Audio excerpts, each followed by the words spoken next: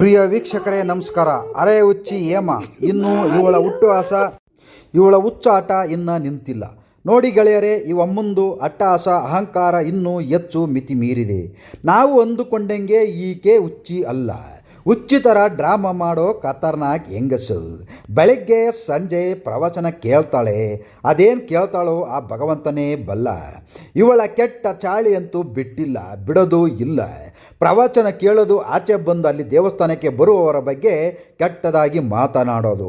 ಇವಳು ಅವನ ಹತ್ರ ಹೋಗ್ತಾಳೆ, ಅವನು ಇವನ ಹತ್ರ ಹೋಗ್ತಾಳೆ ಅಂತ ಎಲ್ಲರ ಹತ್ರ ಹೇಳೋದು. ಇಲ್ಲಿ ದೇವಸ್ಥಾನಕ್ಕೆ ಬರುವವರು ಯಾರೂ ಸರಿ ಇಲ್ಲ, ನಾನೊಬ್ಬಳು ಮಾತ್ರ ಸರಿ ಇರೋದು ಅನ್ನೋ ಅವಳ ವಾದ ಮತ್ತು ವೇದ ವಾಕ್ಯ. ಇಷ್ಟೊಂದೆಲ್ಲ ನವರಂಗಿ ಆಟ ಆಡುವಳು ಇನ್ನು ಭಗವದ್ಗೀತೆ ಮತ್ತು ಭಗವತ ಮೇಲೆ ಸುಳ್ಳು ಪ್ರಮಾಣ ಮಾಡಲ್ಲ ಅನ್ನೋದು ಏನು ಗ್ಯಾರಂಟಿ?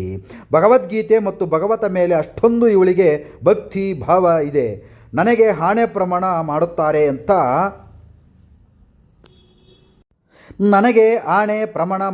ಅಂತ ನೋಡಲಿ. ಆಕೆದು ಬರೇ ಸುಳ್ಳು ವಾದ. ಅಲ್ಲಿ ಪ್ರವಚನ ಕೇಳಿ ಸಹ ಇವಳು ತನ್ನ ಕೆಟ್ಟ ಚಾಳಿ ಬಿಟ್ಟಿಲ್ಲ. ಆದರೆ ಇವಳಿಗೆ ಇನ್ಯಾರು ಬುದ್ಧಿ ಕಲಿಸೋಕ್ಕಾಗುತ್ತೆ? ಹಾಗಾದರೆ ಈಕೆಯ ಮನೆಗೆ ಬರುವ ಗಂಡಸರು ಮೋಟಾರ್ ಬೈಕನ್ನು ಈಕೆಯ ಮನೆಯಿಂದ ದೂರ ನಿಲ್ಲಿಸಿ ಏಕೆ ಈಕೆ ಮನೆಗೆ ಬೆಳಗ್ಗೆ ಸಂಜೆ ಬರ್ತಾರೆ? ಈಕೆ ಗರ್ತಿಯಾಗಿದ್ದರೆ ಮನೆ ಮುಂದೆಯೇ ಮೋಟಾರ್ ಸೈಕಲ್ ನಿಲ್ಲಿಸಿ ಮನೆ ಒಳಗೆ ಹೋಗಬಹುದಲ್ವಾ? ಹಾಗಾದರೆ ಇವಳ ಮನೆಗೆ ಮೋಟಾರ್ ಸೈಕಲ್ ದೂರ ನಿಲ್ಲಿಸಿ ಬರುವವರು ಯಾರು?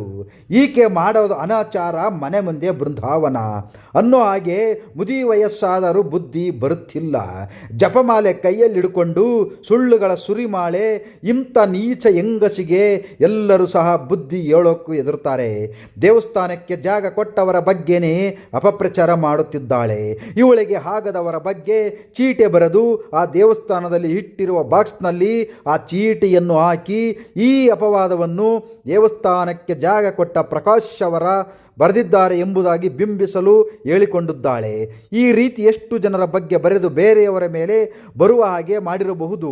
ದೇವಸ್ಥಾನಕ್ಕೆ ಜಾಗ ಕೊಟ್ಟ ಪ್ರಕಾಶ್ ಅವರ ಮೇಲೆಯೇ ಇಂಥ ಆರೋಪ ಬರುವ ಹಾಗೆ ಮಾಡಿರುವ ಹೇಮ ಎನ್ನುವ ಹರೇ ಹುಚ್ಚಿ ಇನ್ನೂ ಸಾಮಾನ್ಯ ಜನಗಳನ್ನು ಬಿಡುವಳೆ? ಇವಳನ್ನು ಪ್ರಶ್ನೆ ಮಾಡುವವರು ಯಾರು ಇಲ್ವಾ? ಏನಾದರೂ ಅನಾಚಾರ ಅನಾಹುತ ಆಗುವವರೆಗೂ ಆಡಳಿತ ಮಂಡಳಿ ಎಚ್ಚೆತ್ತುಕೊಳ್ಳವೇ?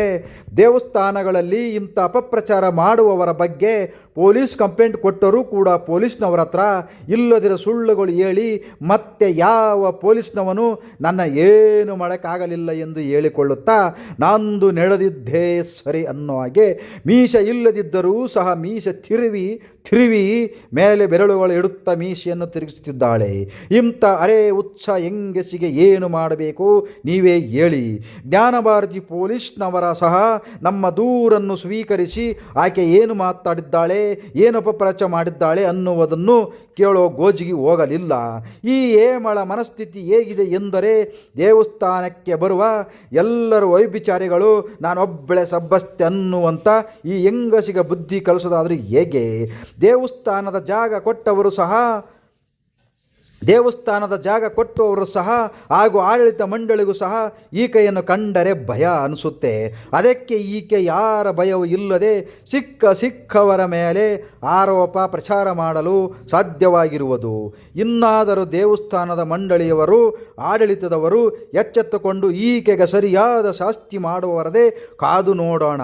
ಹರೇ ಕೃಷ್ಣ. ನಮಸ್ಕಾರ ಸ್ನೇಹಿತರೆ, ಮತ್ತೆ ಸಿಗೋಣ. ದೈವ ವಂದನೆಗಳು.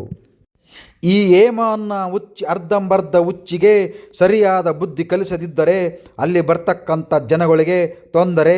ಕಟ್ಟಿಟ್ಟ ಬುದ್ಧಿ. ಎಚ್ಚರ ಭಕ್ತಾದಿಗಳಿಗೆ, ಈ ದೇವಸ್ಥಾನಕ್ಕೆ ಬರುವವರಿಗೆ ಎಚ್ಚರ. ಮುಂದಿನ ಪ್ರಿಯ ವೀಕ್ಷಕರೇ, ಮತ್ತೆ ಮುಂದಿನ ಅದ್ಭುತವಾದ ವಿಡಿಯೋಗೆ ಮತ್ತೆ ವೀಕ್ಷಣೆ ಮಾಡಿ. ನಾಗರಾಜ್ ಕೊಟ್ಟೂರು ಮಾಡುವ ನಮಸ್ಕಾರ. ಜೈ ಕೃಷ್ಣ. ಹರೇ ರಾಮ, ಹರೇ ಗೋವಿಂದ.